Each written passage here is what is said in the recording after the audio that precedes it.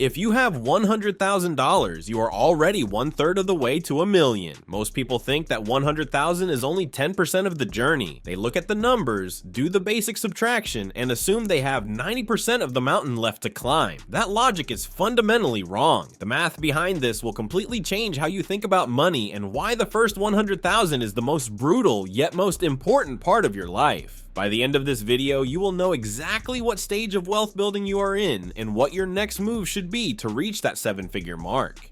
Think about the years you have spent working, the late nights, the side hustles, and the constant sacrifices just to see that 6-figure balance in your bank account or brokerage firm. You finally hit the milestone, and instead of feeling like a king, you feel exhausted. You realize you are still $900,000 away from being a millionaire. It feels like you've been running a marathon for hours, only to find out you're still in the first few miles. It is incredibly demotivating to feel like your progress is moving at a snail's pace compared to the ultimate goal. But what if I told you the hardest part is already behind you? The reason you feel this way has nothing to do with your motivation or your work ethic, and everything to do with the way numbers actually function in the real world. The problem is a mental trap that almost everyone falls into. We are taught from a very young age to think linearly. If it took you 5 years to save $10,000, your brain assumes it will take you 50 years to save $100,000. We measure our progress by the specific number of dollars saved rather than the momentum of the growth itself. This is a massive mistake. Wealth does not grow in a straight line. It grows exponentially. When you think linearly, you are ignoring the most powerful force in the universe. Money doesn't just add up, it multiplies. This is the fundamental reason why $100,000 isn't 10% of the journey. It is the foundation that supports everything else. To understand why this works, we have to look at wealth creation in distinct phases rather than simple percentages.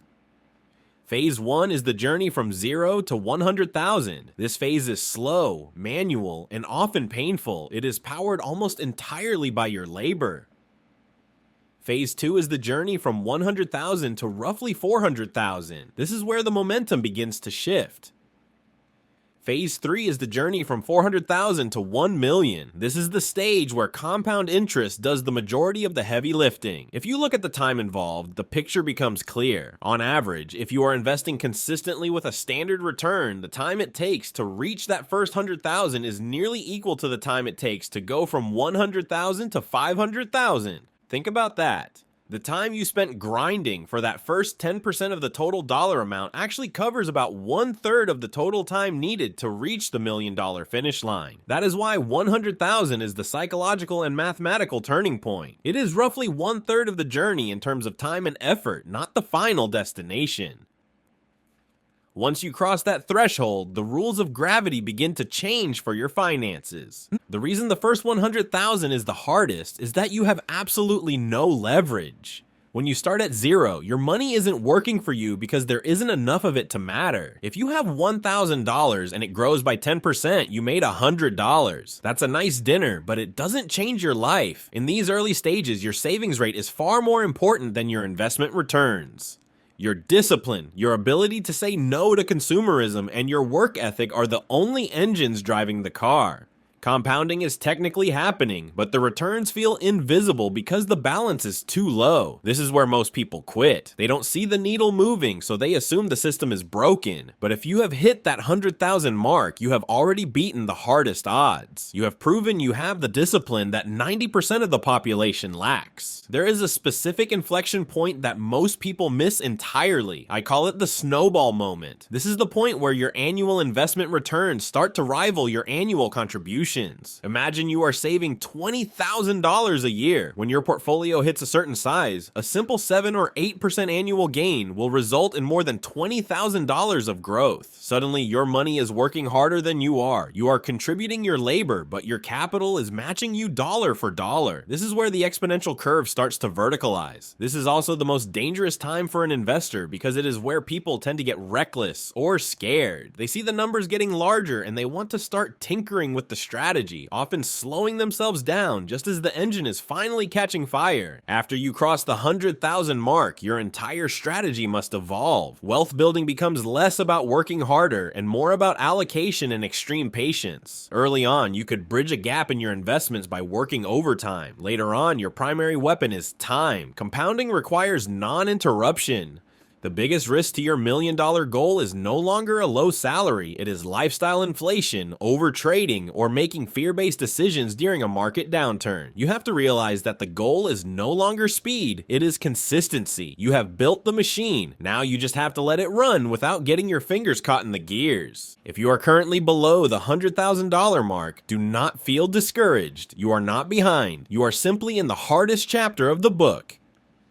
This is the part where you have to be the most aggressive. Your priorities should be laser focused on 3 things: increasing your primary income, maintaining a high savings rate, and keeping your investing strategy as simple and boring as possible. Do not look for shortcuts or get-rich-quick schemes because you feel like the progress is too slow. The physics of wealth building demand this initial struggle. The rules will change once you cross that line, and I promise you, if you stay the course, you will reach it. If you are already above $100,000, your job is to protect the compounding process at all costs. You have passed the most difficult hurdle. You have proven you can save and invest. Now you must master the art of doing nothing. The biggest threat to your success is no longer the economy or the job market. It is you. Avoid the temptation to buy a more expensive car or a bigger house just because your portfolio looks healthy. Those are wealth killers that reset the clock.